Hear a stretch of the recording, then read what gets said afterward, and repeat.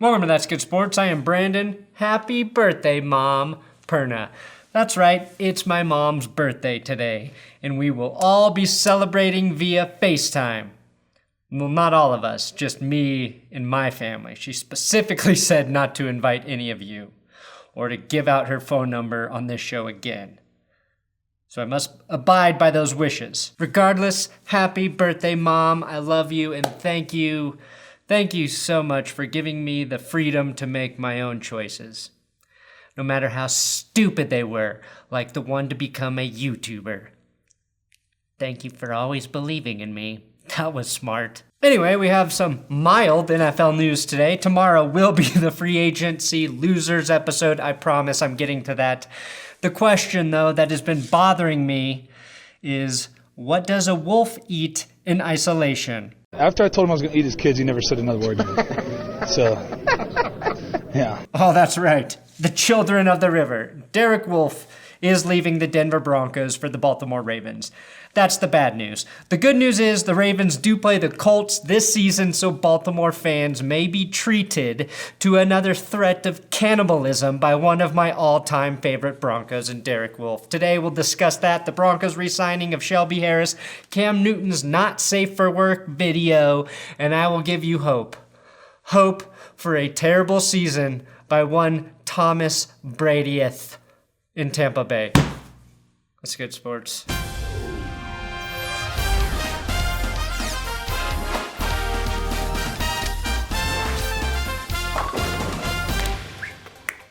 Please subscribe to this YouTube channel. You're running out of excuses. Also, if you head to Patreon right now, you can read Will Key's review of Madden 20. Sure, the review is late, but it's pretty good. Also, Will and I are thinking of doing a live stream during a movie, maybe any given Sunday. Maybe I'll just put it in the community tab. If you're interested in live streaming a watch with us, let us know. If that sounds like a stupid idea, I won't do it. I do whatever you tell me to do. I do have big dick Patreon shoutouts for Jace A. Mayhew, Gandalf's lawyer. Oh, and he needed one. Tony Humor with a $20 donation. Just the off season. The cure for coronavirus is my asshole 69. Big dick ballers get their resumes padded at teamleadorg.com. Get TLO, Isaac, and Holy Jesus. Large hard-on divider upping from $20, already a nice donation, to a $100 a month donation. What are you doing, my friend? Hard-on divider, you should change your name to hard-on multiplier, because that's what you're doing to the money in my bank account. Thank you guys so much for your Patreon donations. Patreon.com/ThatsGoodSports. That's how you keep this channel alive. Start off with the serious news. Tony Boselli, Hall of Fame lineman and Jacksonville Jaguars' first ever draft pick, was in the ICU due to contracting the coronavirus. He's reportedly doing better now, and Saints head coach Sean Payton has been cleared after contracting the virus. I think this is a pretty good example of the sharp contrast this crazy thing can have on anyone it infects. Now again, for my sanity, I'm trying to just focus on dumb jokes and football news here, hoping that provides a momentary escape for anyone worried about this shit. I hope all of you are being smart and staying safe and healthy right now. I don't want this to be the focus of the show, but it's going to make a presence more and more as many of us get directly affected by it. So to get you to stop thinking about COVID-19, let me scar your brain with Cam Newton's ass butt. Cam Newton posted this video to Instagram. He can finally add shortest shorts ever worn by an NFL player to his list of achievements. I'm better. Yeah, I'll let you believe that if you want to. All I know is work. He's addressing the haters and then literally revealing his ass cheeks, presumably for them to kiss. I've seen more clothing on people's faces at the grocery store than Cam Newton had on his lower body. Knowing teams have to conduct interviews via FaceTime, or in Cam's case, ass time, this makes sense. Teams want to be thorough, and I applaud Cam for taking the initiative here and being ready for a virtual colonoscopy. That's really what the third lens on the iPhone 11 was for. Now we get to see it in action, baby. The other big free agent quarterback, Jameis Winston, is out there posting training videos of himself as well. I really have no idea how either of these videos will help Winston or Cam Newton convince an NFL team to hire them. But if you had nearly nude Cam Newton doing whatever this is that Winston is doing, you might have the highest viewed bondage film on the internet by week's end. Tie me up in some short shorts and let 3 men attack my balls when bondage meets scrimmage. Presented by Cam Newton and Jameis Winston. More shocking than Cam Newton's buttocks crack is the fact that Bill Belichick has been nominated for an Emmy. Yes, give the guy with 8 Super Bowl rings another fucking award. 1,300 episodes of this show and not even a nod for a Webby. But Belichick showcases a few momentary glimpses of human emotion, and now he should be awarded with a TV award? Oh, he has a vocabulary too, Brandon. I think he defines an NFL receiver. Or what situation?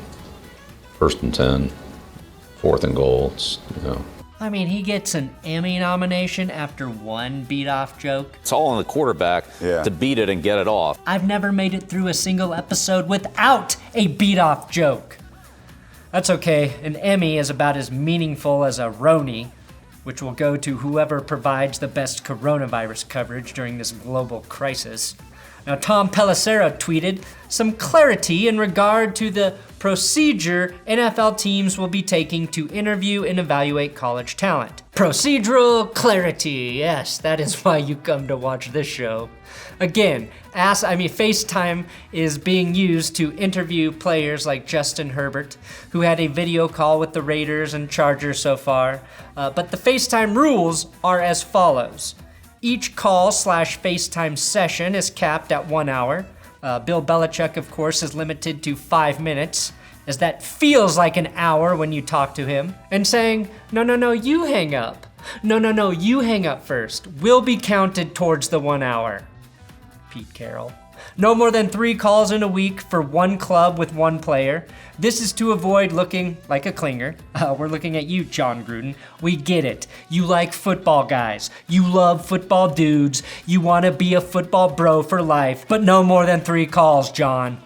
All calls must be reported to the NFL's player personnel department, except for Bill O'Brien, who cannot get a single college prospect to pick up any of his calls.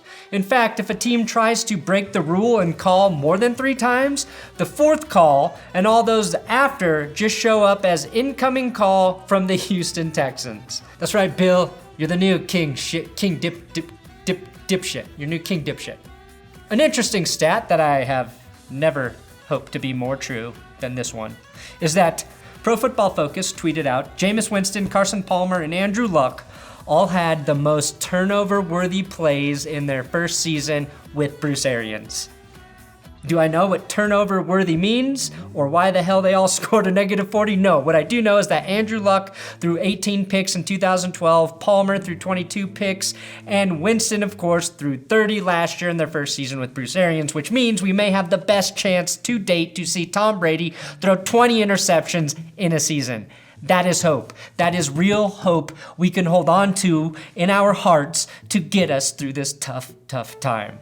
Now, Arians' offense is predicated on pushing the ball down the field and taking chances, which is exactly what Tom Brady has avoided since roughly 2009 or whenever they decided to trade Randy Moss for an actual bag of moss in New England. ESPN will be airing some of the best Monday Night Football games through the next 5 weeks. Which Monday night game would you want to see them air? I'm sure they're going to hit Elway versus Montana in that 1994 Monday night game that the Broncos lost, or Vinny Testaverde's comeback where he dug the Jets out of a 30-7 hole in the 4th quarter against the Dolphins to get a 40-37 overtime win. Oh, sorry. Should I have said spoiler alert there? They're starting with the Rams' 54-51 win over the Chiefs from 2018, marking the first time in NFL history where both teams scored over 50 points. And Jared Goff learned that if he could play about half as well for the rest of the season, he would make $100 million. But let me know which games you think they should air, because I was trying to think of great Monday Night Football games, and I have no memories of them. I know they exist. If I'm being honest, I've fucking drank away all my fond football memories. Now, defensive lineman, and the man who came between Big Ben and Antonio Brown, Shelby Harris, re-signed with the Broncos on a 1-year, $2.5 million deal over the weekend. Harris could make up to $3.25 million on the deal. Now, the whole offseason, Shelby Harris said specifically that he would like to stay with the Denver Broncos, but was not going to take a discount to do so. Turns out his market wasn't as lucrative as he thought, or really as anyone thought. Specifically me, who said he would become the first player to sign a $250 million contract. I was wrong, and he's taking another 1-year prove-it deal to prove something that he's been proving since 2017, that he is better than the money he's making. The opposite of what is said about me amongst some sports professionals. Now, the one move that screwed Harris out of millions of dollars was the Indianapolis Colts trading the 13th pick for DeForest Buckner. The Colts were basically ready to sign Harris, presumably closer to what he thought he was worth, and then decided to swing for the fences to get Buckner. It seemed like the Broncos were probably out as well when they traded for Jarrell Casey, but it turned out it was Wolfe that they were ready to move on from, and they were shocked to be able to get Shelby Harris back on such a cheap deal. To lose 2 Harrises in one offseason would have just been too much to handle. And honestly, John Elway is getting a little too old to be finding children for Derek Wolfe to consume. After I told him I was going to eat his kids, he never said another word to me. So, yeah. If there is such a thing as a clutch defensive tackle, it's Shelby Harris. In his first regular season game with the Broncos, Harris blocked the Chargers' potential game-tying field goal on the last play of the game against one Young-Ho Koo. A year later, Harris picked off Big Ben in the end zone to ice the game against the Steelers. Finally, in the Broncos' most recent game against the Raiders to end 2019, hopefully not the most recent game for too long, though, Harris batted down Derek Carr's pass on a 2-point attempt to save the game. Find me another defensive lineman with that level of clutchness. If Harris can replicate his play from last season, he will get paid. I think. Either way, Harris had a career-high 49 tackles, 6 sacks, 9 batted passes, and a forced fumble. I guess the question, though, is was part of that contract year motivation? Probably. So the solution is to make every year a contract year, which the Broncos have brilliantly figured out. Now, we pleaded for Denver to bring either Wolfe or Harris back. Both players are important to the Broncos' defensive line. It really sucks to see Derek Wolfe go, but knowing he's in Baltimore on a great team, making up to $6 million, does make me happy. Assuming football will happen, Shelby Harris, Mike Purcell, Jarrell Casey, Draymond Jones, and DeMarcus Walker give the Broncos the most depth they've had on the defensive line since the 2015 Super Bowl run. At this point, outside of adding one dynamic wide receiver, the Broncos are heading into the draft with plenty of picks and not any glaring holes on the team right now. That's not true. There is one glaring hole. One in our soul, as we watch Chris Harris Jr. play in the Chargers secondary in front of nobody. Sorry, Chris, but if more people are showing up to watch me than the team you took less money to play for, you did it wrong. You did it very wrong, Chris.